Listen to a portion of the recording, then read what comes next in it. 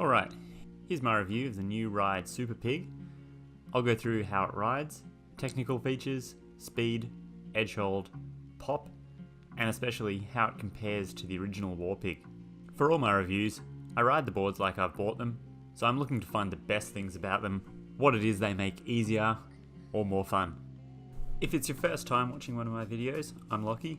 I would snowboard every day if I could, though I'm lucky enough to get to try out lots of different boards in my spare time. I was a big fan of the original Warpig, and I liked it enough to buy it a couple of years ago. Normally, I like camber, mid-flexing, twin-shaped park boards. That was a nice surprise when I first demoed the Warpig, because it's pretty much the opposite of everything that I like, but it was still really fun. I have a review of the Warpig on my channel, so that would be a good one to have a look at after this video. Although I'll go through the little details of the Superpig like I would on a normal review, I'll also be comparing it to the original Warpig. But in short, the Superpig is a really good upgrade. I rode this in the small size, which is 148 centimeters, the same size as my Warpig. Like usual, I rode it with mid-flexing Solomon District bindings and Solomon Launch Boa boots. That's my normal setup that I use for testing out each board. This was filmed over about a week at Nozawa Onsen, and the conditions changed from cold dry powder to spring slush and ice. The name of the camber profile that Ride have given the Superpig is Directional Hybrid Camber, which is mostly traditional camber with a big rocker nose. It's got the same shape as the Warpig, which is short and wide. On top of the wide waist width, there is 10mm of taper, which means that the tail is 10mm narrower than the nose. Even at the small sizes, the waist width is really wide. You'll have minimal toe and heel drag, so you can lean right over and carve without a problem. It has really good edge hold. The combination of regular camber and the wide width means that it holds up really well all the way through a turn. The further you get it over, the better it grips. The original Warpig didn't have bad edge hold for a mostly flat board, but this is a big step up. The Warpig was lacking a bit of pop.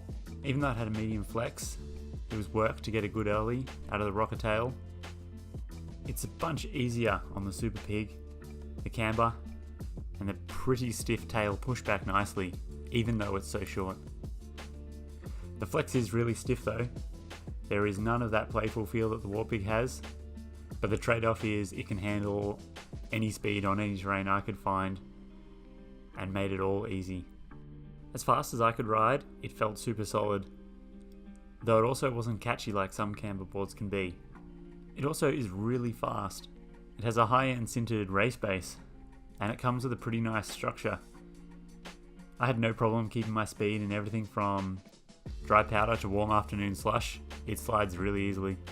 It actually does ride well in the park, not so much on rails, but more on jumps. Normally it seems like a stretch for one board to do everything.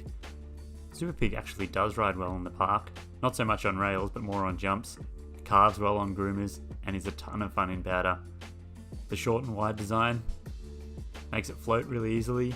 The big nose doesn't have any problem staying above the snow. The short and wide design means that it floats really easily with a big nose and lots of surface area. And the short length with the short tail means it moves really quickly. You can make very quick turns through tight trees without a problem. The Warpig has a similar feel in deep snow, but I really noticed that I could rely on the stiffer tail of the Superpig more than I could with the Warpig. Overall, the Superpig is a full-on board. It's stiff, it has a good aggressive ride. I'd recommend it for someone who wants an all-mountain board, who likes to carve hard, likes camber, but wants a different shape. Even if you have big boots, the extra width isn't going to be a problem. If you aren't a super aggressive rider, and you want a more fun and easier to ride version, the Warpig might be a better option. For both the Warpig and the Superpig, I would definitely recommend sizing down a fair bit from your regular board. There's a reason they recommend riding these in smaller sizes, especially with the stiff flex of the Superpig. You don't lose any stability.